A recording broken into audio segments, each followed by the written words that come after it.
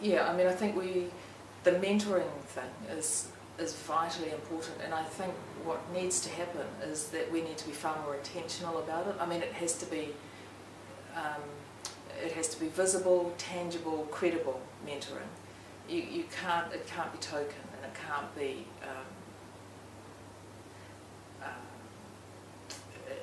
can't be infrequent as so often happens. I mean, one person mentoring a big group, it's different from one-on-one mentoring.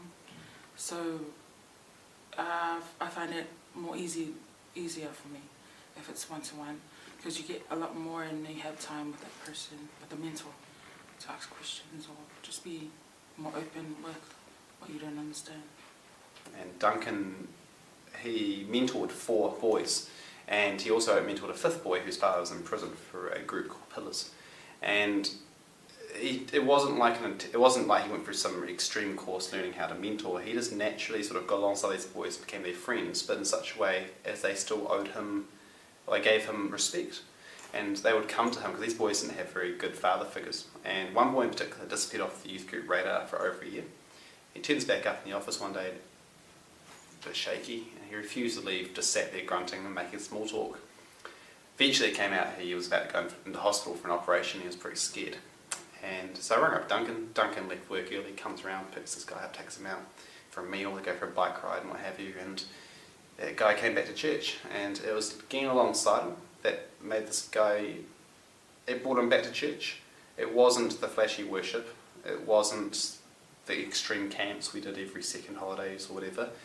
It was a one-on-one relationship with an older male who was a Christian and was a really good influence into him. So, the thing with Pane is, and I discovered this sort of more towards the end of our relationship, is she genuinely wants, or honestly, truthfully and faithfully wants what God wants for me. And she just shares her own journey, and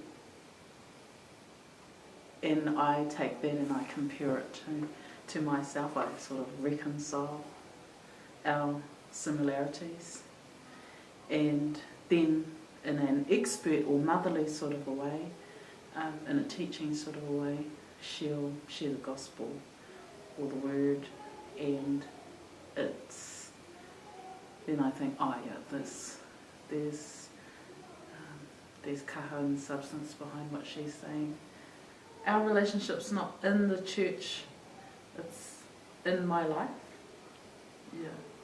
And it's in my family's life, not as personally, but it's aware of my family, it's aware of my situations, my personal situations, my professional ones, my educational ones. It's based on honesty. So I can reveal anything to her, and I can trust in what she'll do with it, and I can trust that I'll be counselled by it. Yeah, the relationship, and vice versa, but probably more from my side.